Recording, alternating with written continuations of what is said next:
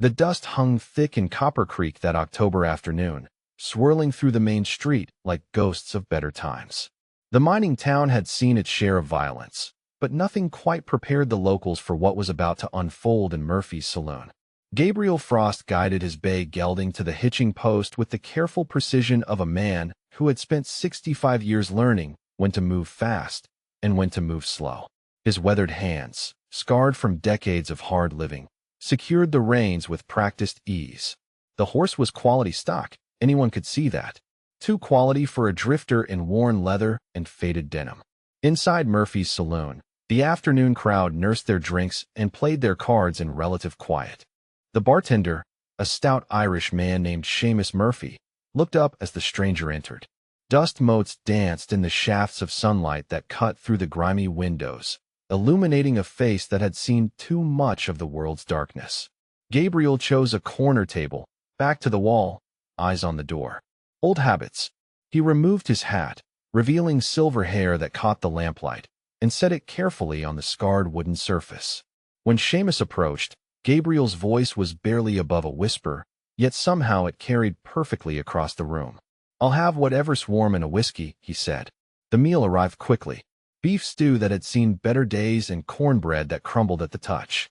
Gabriel ate slowly, methodically, his pale blue eyes taking in every detail of the saloon. The nervous card player at the far table. The working girl counting coins by the piano. The 5 men at the bar who had been watching him since he walked in. Iron Jack Barlow stood 6 feet 4 inches in his boots, with arms thick as fence posts and a beard that hadn't seen a razor in months. His reputation preceded him through 3 territories. Behind him, his men formed an impressive wall of muscle and malice. Scar Murphy, no relation to the bartender, bore a knife wound from ear to jaw that had earned him his name. The others were variations on the same theme, hard men who had chosen violence as their profession. But before we see what happens next, if you're enjoying this tale of the Old West, hit that like button. Comment what country you're listening from. These stories travel the world. Now stay with me, because what's coming will surprise you. Iron Jack pushed away from the bar, his boots thundering against the wooden floor. His men followed like wolves scenting blood. The stranger continued eating his stew, showing no sign that he had noticed their approach. The saloon fell silent except for the steady scrape of spoon against bowl. Well, Iron Jack said, his voice booming through the suddenly quiet room. "What do we have here?" "A gentleman taking his supper." Gabriel looked up slowly, his movements deliberate and calm. His eyes met Iron Jack's for just a moment before returning to his meal. He spooned another bite of stew, chewed thoughtfully, then set down the spoon with careful precision. "Evening," Gabriel said. The single word carried weight that made Scar Murphy shift uncomfortably. Iron Jack laughed, a sound like breaking glass. "That's a fine horse you got outside, old man. Fine saddlebags, too. Looks like you might be carrying more than most drifters can afford." Gabriel reached for his whiskey glass, his movements smooth and unhurried. The amber liquid caught the lamplight as he brought it to his lips. He took a small sip, savored it, then set the glass down exactly where it had been. "Just a working man heading west," Gabriel replied. "Nothing more interesting than that." The 5 outlaws spread out around the table now, forming a loose circle. Other patrons began edging toward the door, sensing the storm that was building. Seamus Murphy wiped the same glass over and over, his knuckles white against the bar rag. "See, that's where you're wrong," Iron Jack continued. "You got the look of a man carrying something valuable, and we got needs that require fulfilling." Gabriel's hands rested flat on the table, completely still. His breathing remained steady, controlled. When he spoke again, his voice was soft, but somehow filled the entire room. "I'd reconsider that path, son." Iron Jack's face darkened. Son. Nobody had called him son in 20 years and lived to tell about it. He leaned forward, placing both massive hands on Gabriel's table. The wood creaked under the pressure. "You threatening me, old man? You and what army?" Gabriel looked up again, and this time his pale eyes held Iron Jack's gaze. There was something in those eyes that made the big man's confidence waver for just a moment. Something cold and patient and very, very dangerous. "No threat," Gabriel said quietly. "Just friendly advice." The stranger picked up his spoon again and returned to his stew as if 5 armed killers weren't standing around his table. The casual dismissal sent rage flooding through Iron Jack's veins. He had built his reputation on fear and violence, and this old drifter was treating him like an annoying child. Friendly advice, Iron Jack snarled. Here's some friendly advice for you, Grandpa. Stand up nice and slow, walk outside, and hand over everything you got. Do it quiet, and maybe we let you keep breathing. Gabriel finished his stew, wiped his mouth with a napkin, then folded it neatly beside his bowl. He reached into his vest pocket, moving slowly so as not to alarm anyone, and placed 2 silver coins on the table. Payment for his meal, with extra for Seamus. I appreciate the offer, Gabriel said, his voice still soft but carrying an odd undertone that made Scar Murphy's hand drift toward his gun. But I'll be keeping what's mine. The temperature in the saloon seemed to drop 10 degrees. Iron Jack's face went red, then purple. No one had ever refused him so calmly, so completely. His reputation depended on absolute dominance, and this stranger was making him look weak in front of his own men. Wrong answer, old man, Iron Jack growled. Gabriel stood slowly, his movements fluid despite his apparent age. He was tall, maybe 6 feet, but seemed smaller next to Iron Jack's bulk. His clothes were travel-worn but well-made, his boots polished despite the dust of the road. When he straightened to his full height, something shifted in the room's atmosphere. I gave you friendly advice, Gabriel said, his voice taking on a different quality now. Colder. Harder. You chose not to take it. That was your first mistake. Iron Jack's massive hand shot out like a striking snake, grabbing Gabriel by the front of his coat. The worn fabric bunched in the outlaw's grip as he hauled the older man closer. Close enough that Gabriel could smell the whiskey and tobacco on his breath, the stench of violence that clung to him like a second skin. Hand over the money and that horse, Iron Jack snarled, spittle flying from his lips. Every coin, every piece of gear. Do it now, or I'll get you like a fish and take it anyway. Gabriel's expression never changed. His pale blue eyes remained fixed on Iron Jack's face with the steady patience of a man who had seen this scene play out many times before. When he spoke, his voice carried the same quiet tone, but now there was something underneath it that made the hair on the back of Scar Murphy's neck stand up. I'd reconsider that choice, son. The words hung in the air like smoke from a funeral pyre. Scar Murphy felt his stomach clench as recognition flickered at the edges of his memory. That voice. He had heard that voice before, in nightmares that still woke him in cold sweats. But it couldn't be. That man was a ghost story, a legend whispered around campfires to scare green recruits. Iron Jack's face twisted with rage at the calm defiance. His free hand balled into a fist the size of a ham, knuckles scarred from 100 barroom brawls. The blow came fast and hard, catching Gabriel across the left cheek with enough force to snap a normal man's neck. The sound echoed through the saloon like a gunshot. Gabriel's chair toppled backward, spilling him onto the sawdust-covered floor. Blood trickled from the corner of his mouth, a thin red line against weathered skin. The other patrons scrambled for the door now, chairs scraping and boots pounding as they fled the coming violence. Even the working girls gathered their skirts and ran, leaving only the bartender cowering behind his oak fortress. For a moment, Gabriel lay still. Iron Jack stood over him, breathing heavily, his chest puffed with the satisfaction of dominance reasserted. His 4 remaining men closed in tighter, hands resting on gun butts, ready to finish what their leader had started. Then Gabriel moved. He rolled to his side with fluid grace, planted one hand on the floor, and rose to his feet in a single smooth motion that spoke of muscles and reflexes that had nothing to do with his apparent age. Dust motes swirled around him as he straightened, catching the lamplight like tiny dancing spirits. He brushed off his coat with slow, deliberate strokes, never taking his ice-blue eyes off Iron Jack's face. That was your second mistake, Gabriel said quietly. You get one more. The temperature in the room seemed to plummet. Scar Murphy's hand trembled as he reached for his Colt, memory finally crystallizing into terrible recognition.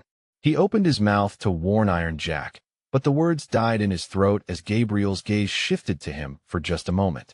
Those pale eyes held depths of winter that froze the warning before it could form. Iron Jack laughed, but there was a brittle edge to it now. The old man's composure was unsettling, like watching a lamb face down a pack of wolves without flinching. Nobody stayed that calm unless they knew something the wolves didn't. One more mistake, Iron Jack repeated mockingly. And then what, Grandpa? You gonna bore me to death with more of your friendly advice? Gabriel said nothing. He simply stood there, hands at his sides, blood still seeping from his split lip. But something had changed in his posture, in the set of his shoulders. The stooped appearance of age had melted away like snow in July, revealing the frame of a man who had spent decades walking through hell and coming out the other side. Boys, Iron Jack called to his men without taking his eyes off Gabriel. I think our friend here needs a lesson in manners. Surround him. Make sure he don't go nowhere. The outlaws moved to obey, boots scuffing on the wooden floor. They formed a tight circle around Gabriel, cutting off any escape route to the door or windows. Their hands hovered over their weapons, fingers itching for violence. This was familiar territory for them, the moment before the kill when their victim finally realized the hopelessness of their situation. But Gabriel didn't look hopeless. He looked patient. Seamus Murphy crouched behind his bar, clutching a loaded shotgun with shaking hands. He had seen plenty of violence in his years running the saloon, but this felt different. Wrong. Like watching a ritual that was older and darker than anything that belonged in his establishment. Now then, Iron Jack continued, his confidence returning as his men took their positions. Let's try this again. You got two choices, old man. Give us what we want, or we take it off your corpse. What's it gonna be? Gabriel turned his head slowly, taking in each of the 5 men surrounding him. His gaze lingered on each face for just a moment, as if memorizing features he might need to recall later. When he had completed his survey, he looked back at Iron Jack with those winter-pale eyes. 12 men have heard me count to 3, Gabriel said, his voice dropping to barely above a whisper. None lived to hear 4. The words fell into the silence like stones into a deep well. Scar Murphy felt his bladder nearly let go as the full weight of recognition crashed down on him. Gabriel Frost, the gravedigger's chaplain, the man who had talked hardened killers into digging their own graves with nothing but words and will. Iron Jack's hand dropped to his gun, a massive Remington that had ended more lives than he could count. The iron felt cold and reassuring in his palm as he drew it with practiced speed. The other men followed suit, filling the air with the sound of metal sliding against leather. 5 barrels pointed at Gabriel from different angles, a circle of death with him at the center. You keep talking about counting, Iron Jack said, pressing the barrel of his Remington against Gabriel's temple. The metal was still warm from his body heat. But I don't hear no counting. Maybe you ain't as tough as you think you are, Grandpa. Gabriel stood perfectly still, the gun barrel dimpling the skin at his temple. His breathing remained steady and controlled, as if having a loaded weapon pressed to his head was no more concerning than a mild breeze. When he spoke again, his voice carried the weight of absolute certainty. 1. The single word hit the room like a physical blow. Scar Murphy's gun wavered in his grip as sweat broke out across his forehead. He had heard the stories, dismissed them as campfire tales meant to frighten children and green recruits. But standing here now, watching Gabriel Frost count toward their deaths with a gun pressed to his skull, he believed every whispered word. Iron Jack's finger tightened on the trigger, but something made him hesitate. Maybe it was the complete lack of fear in the old man's eyes. Maybe it was the way his men had gone pale and started to sweat despite the autumn chill. Or maybe it was the growing realization that he had cornered something far more dangerous than a simple drifter. You think you can scare us with numbers, Iron Jack said, but his voice had lost some of its bluster. We got 5 guns on you, old man. You got nothing but words. Gabriel's lips curved in what might have been a smile, if smiles could carry the promise of winter graves and final judgments. The blood from his split lip had dried to a dark stain, making the expression even more unsettling. 2. Gabriel said quietly. And in that moment, Iron Jack Barlow began to understand that he had made the gravest error of his violent life. The saloon doors burst open with such force they slammed against the walls, the sound cracking through the tension like breaking bones. A young man stumbled inside, his deputy's badge catching the lamplight as he fought to catch his breath.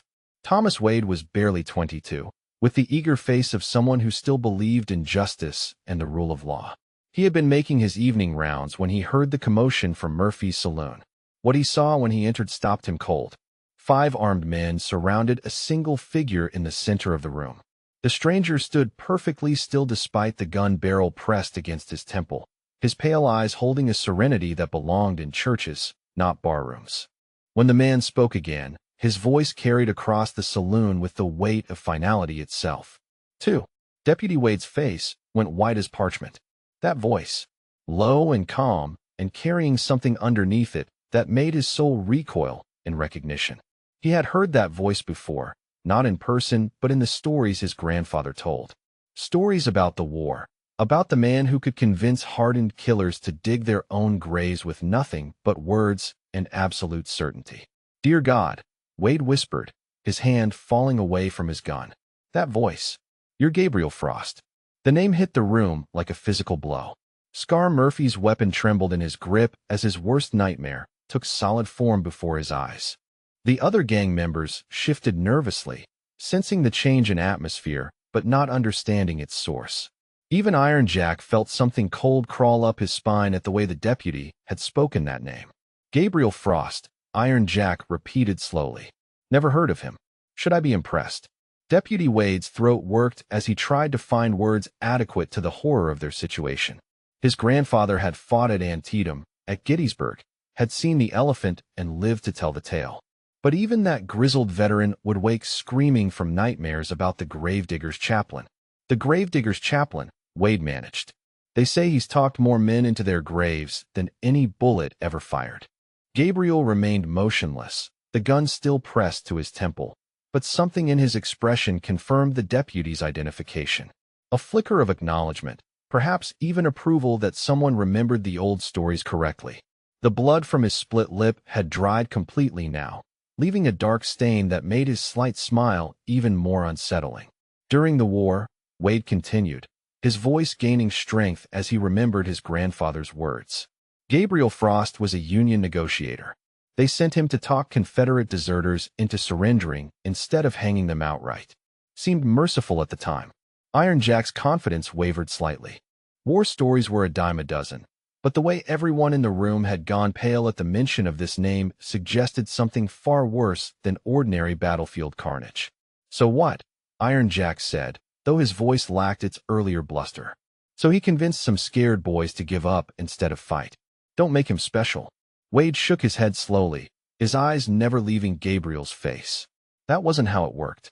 Frost would sit down with these men, deserters who had already chosen death over duty, and he would talk to them, really talk to them, about their crimes, their choices, their souls.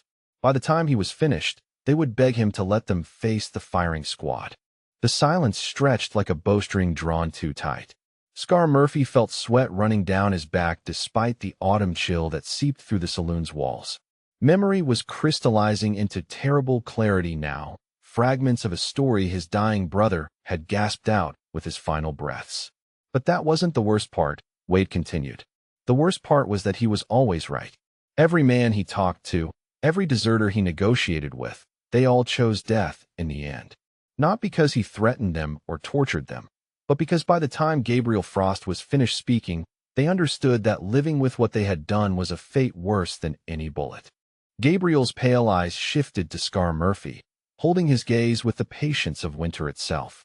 Recognition flowed between them like ice water, and Murphy's gun began to shake so violently he nearly dropped it. His brother Billy had been one of those Confederate deserters, had met Gabriel Frost in a military prison outside Richmond in the winter of 1864. Billy Murphy had walked into that meeting a broken man looking for mercy. He had walked out begging for the firing squad. "I know you," Gabriel said quietly, his voice cutting through Murphy's memories like a blade through silk. "Your brother told you about our conversation before he died."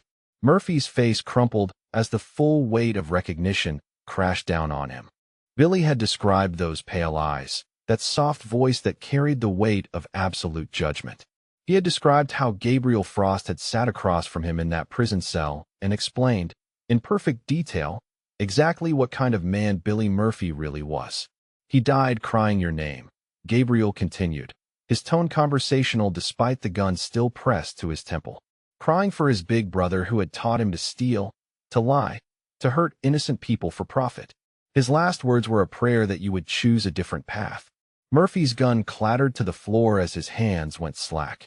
Tears streamed down his scarred face as 20 years of buried guilt came flooding back.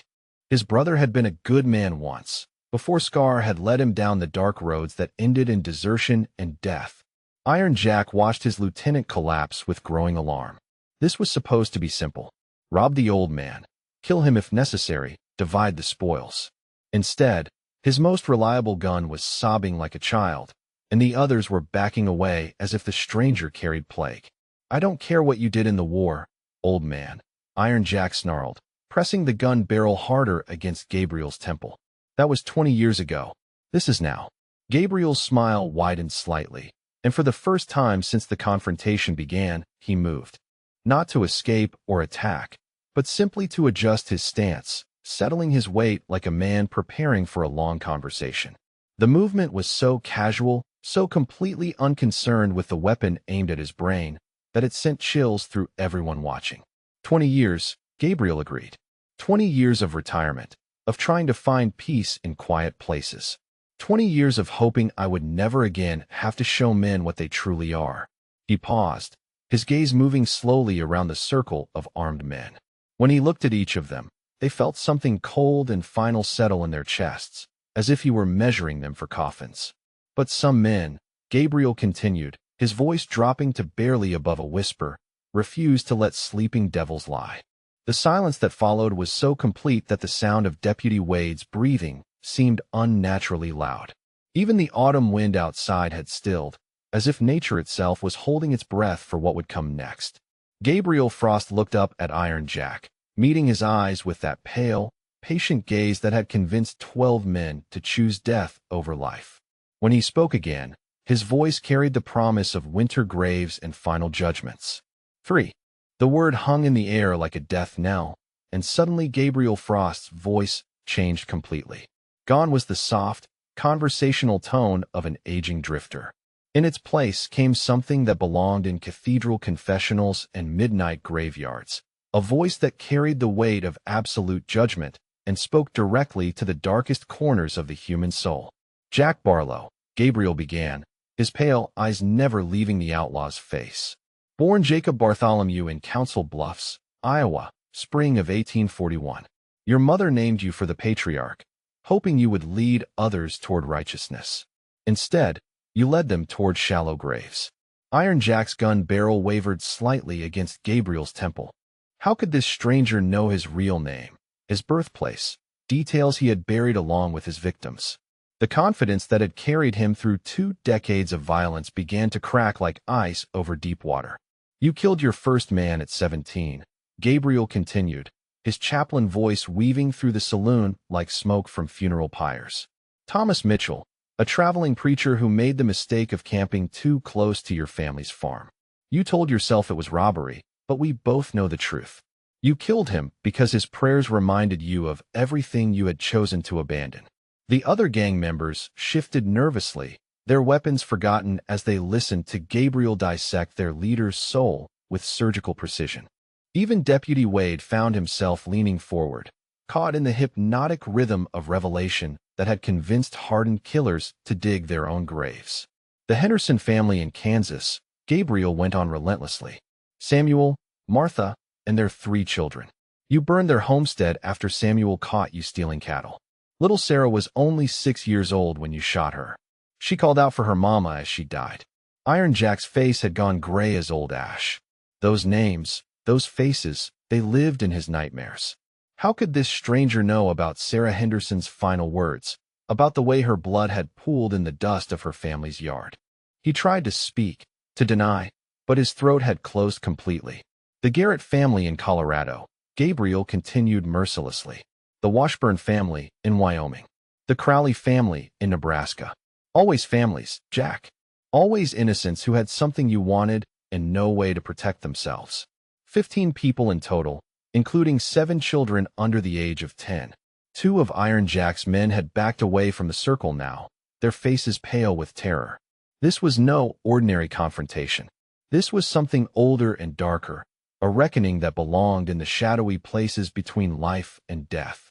Gabriel's voice continued its relentless catalog of sins, each word falling like dirt on a coffin lid. "But the children haunt you most. Don't they, Jack? Gabriel said, his tone shifting to something almost gentle, almost compassionate. That's why you can't sleep through the night. That's why you wake up screaming, why you need the whiskey to quiet the voices. You hear them calling out in the dark, all those little ones whose lives you stole. Iron Jack was shaking now, the gun in his hand trembling like a leaf in a hurricane. Sweat poured down his face despite the autumn chill, and his breathing came in short, panicked gasps. Everything Gabriel said was true, every detail perfect, every accusation justified. You want to know how this ends, Jack? Gabriel continued, his chaplain voice filling the saloon like the tolling of church bells. You want to know how a man like Jacob Bartholomew finally pays for what he's done? I can tell you exactly how it happens. The silence was so complete that the sound of Iron Jack's labored breathing seemed unnaturally loud. Even the wind outside had stilled, as if nature itself was listening to Gabriel's prophecy of doom. You'll leave here tonight, Gabriel said, his pale eyes boring into Iron Jack's soul. Your men will abandon you because they finally understand what you really are. You'll ride alone for the first time in 20 years, and the silence will be deafening. No more laughter to cover the screaming in your head. No more companions to distract you from the faces that follow you everywhere. 2 more gang members dropped their weapons and bolted for the door, their nerve completely shattered by Gabriel's psychological assault. Iron Jack watched them flee with growing panic, his support system crumbling around him like a house built on sand. The bounty hunters will find you within a week, Gabriel continued relentlessly. Not because they're particularly skilled, but because you'll make mistakes. Stupid mistakes born of guilt and terror. You'll see Sarah Henderson's face in every shadow, hear her voice in every wind. The guilt will make you careless, and carelessness will make you dead. Iron Jack tried to pull the trigger, tried to end this nightmare with violence as he had ended so many others. But his hand was shaking so violently he couldn't aim, and Gabriel's voice had wrapped around his mind like chains, paralyzing him with the weight of his own sins. They'll corner you in some nameless canyon, Gabriel went on, his tone conversational despite the horror of his words. You'll be alone and afraid, begging them to make it quick. But they won't. They'll want you to suffer, to know what it feels like to be helpless and terrified, just like all those families you murdered. I don't. Iron Jack tried to speak, but his voice came out as a broken whisper. I don't believe you. You're just an old man with stories. Gabriel's smile was gentle, almost fatherly, but his pale eyes held depths of winter that froze the blood in Iron Jack's veins. He reached up slowly, carefully, and wrapped his fingers around the barrel of the gun still pressed to his temple. His touch was so steady, so completely unafraid, that Iron Jack's grip loosened involuntarily. Your mother's dying words, Gabriel said softly. Do you remember them, Jack? She looked up at you from her deathbed and whispered, I should have drowned you when you were born. She knew what you would become, even then. Iron Jack's gun clattered to the floor as his legs gave out beneath him. He fell to his knees, sobbing like the child he had never been allowed to be, the child who had been twisted into something monstrous by choices that could never be undone. I don't need to kill you, Jack, Gabriel said, his chaplain voice now gentle as a funeral hymn. I just need to tell you how you'll die. Your own guilt will do the rest. The last 2 gang members threw down their weapons and ran for their lives, leaving their leader broken and weeping on the sawdust floor. Deputy Wade stood frozen, witnessing something that would haunt his dreams for the rest of his life. Even Seamus Murphy remained crouched behind his bar, afraid to move or speak. Gabriel reached down and picked up Iron Jack's fallen weapon, examining it with the casual interest of a man who had handled more guns than he could count. The Remington was well maintained, deadly in the right hands. He checked the cylinder, noted the full load, then set it carefully on the table beside his empty whiskey glass. You have a choice, Jack, Gabriel said, his voice returning to its original quiet tone. Walk away now. Leave this territory and never return. Find some quiet place to live out whatever time you have left, and maybe, just maybe, the screaming in your head will fade to whispers. Iron Jack looked up through his tears, seeing something in Gabriel's pale eyes that might have been mercy, or it might have been the promise of something far worse than death. Or stay, Gabriel continued, his tone never changing. Stay and try to rebuild your gang. Try to continue the life you've been living. and I'll ensure your death comes exactly as I've described it. Not because I'll hunt you, but because truth has its own gravity. It pulls guilty men toward their graves whether they want to go or not.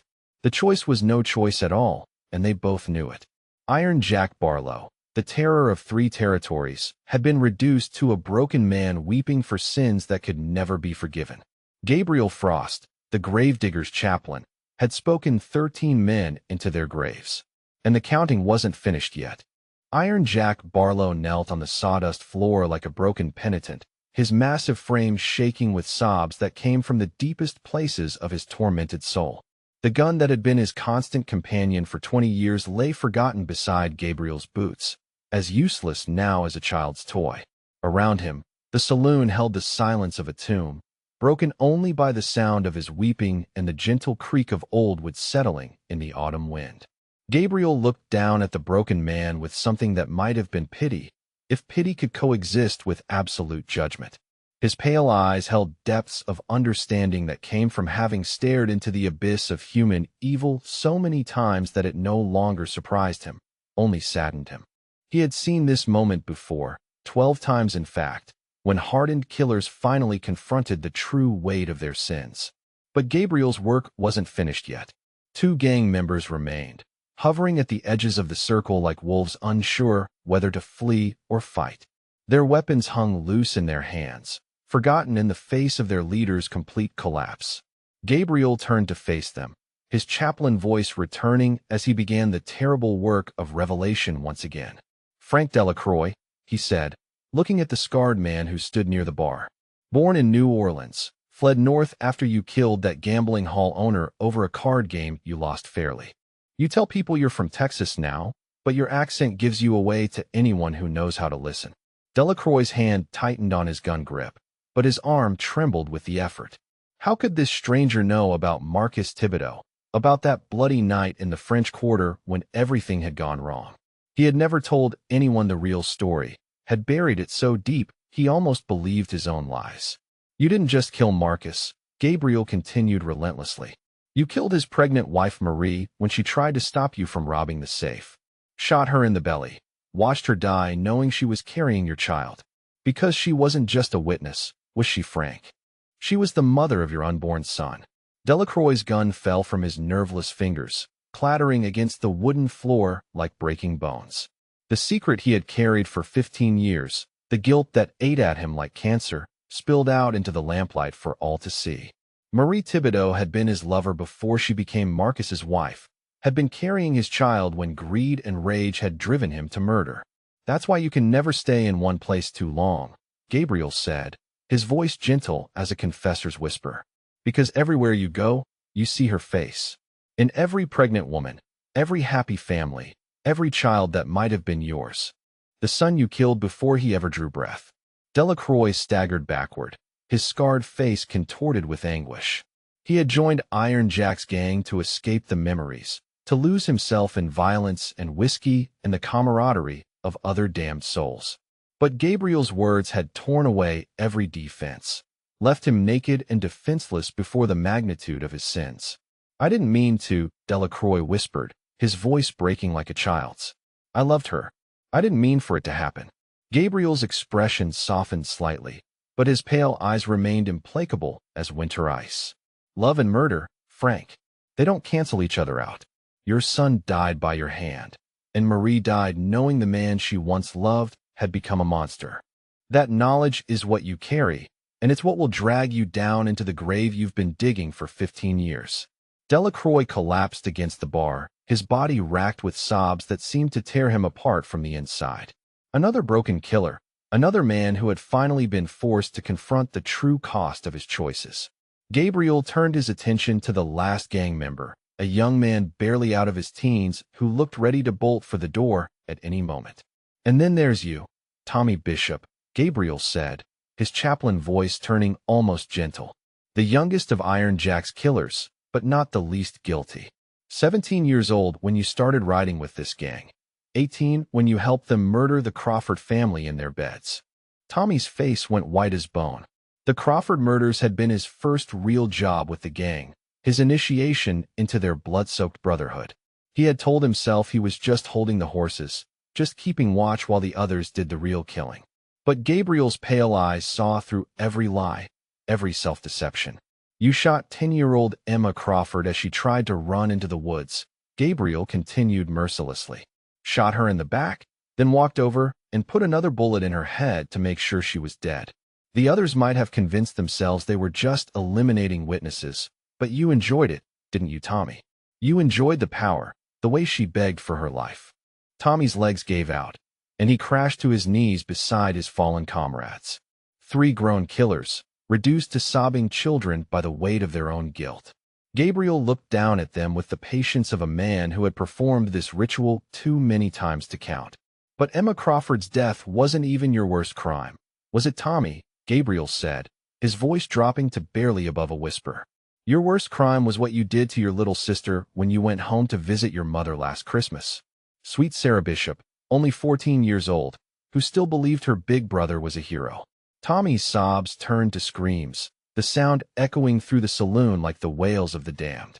Deputy Wade had backed against the wall, his face pale with horror as he witnessed the systematic destruction of 3 human souls. Even Seamus Murphy, who had seen more than his share of violence, was trembling behind his bar.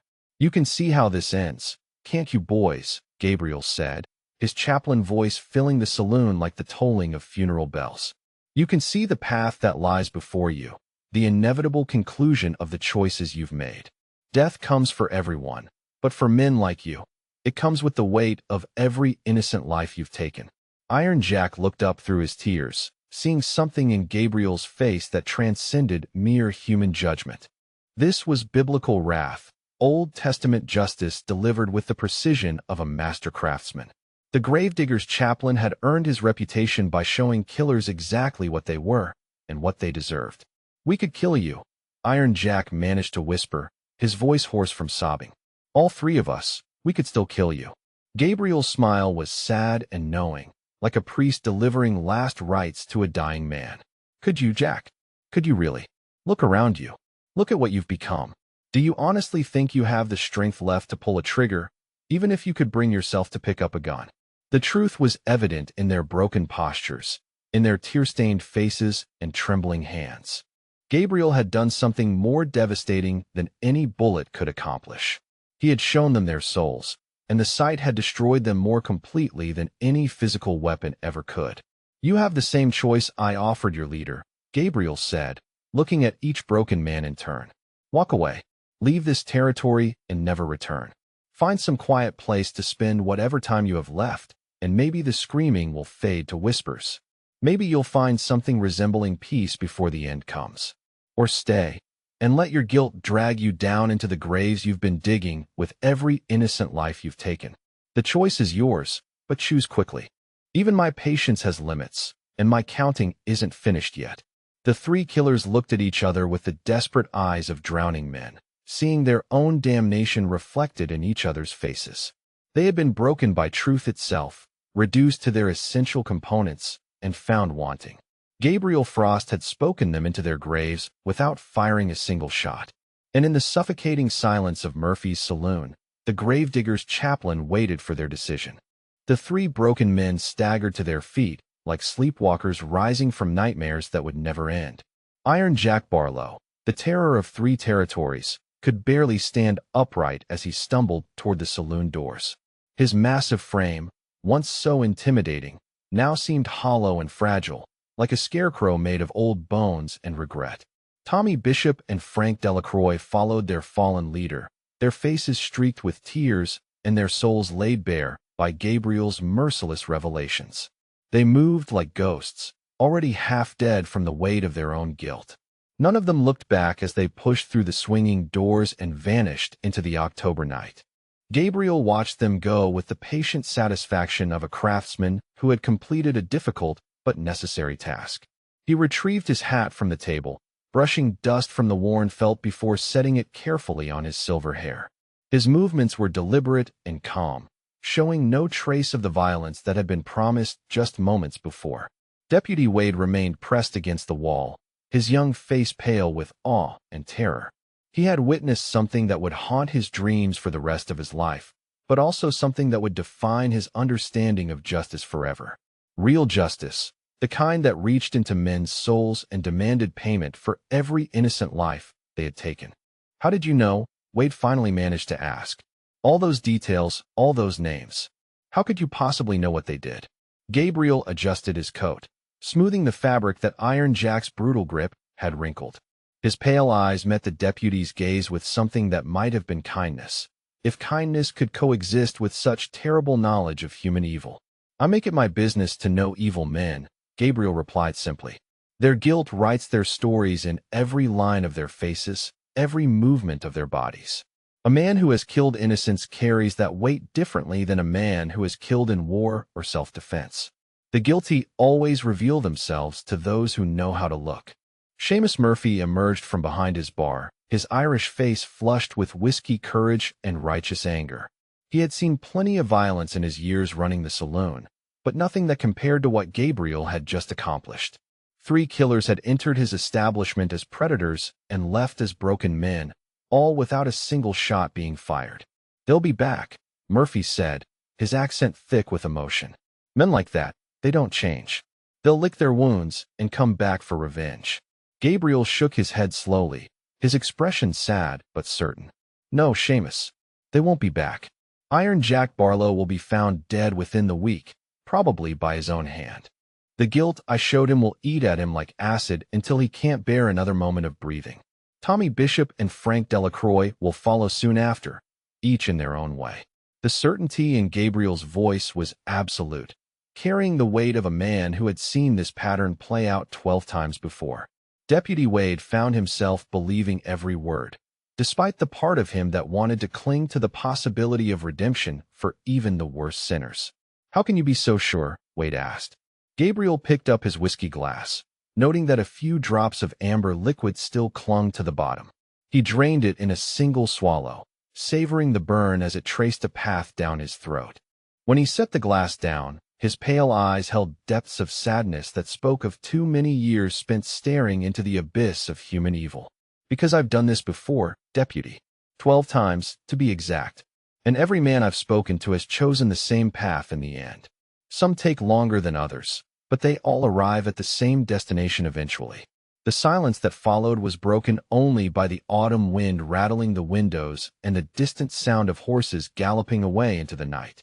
Iron Jack's gang was scattering to the 4 winds, each man carrying the burden of truth that would follow them to their graves.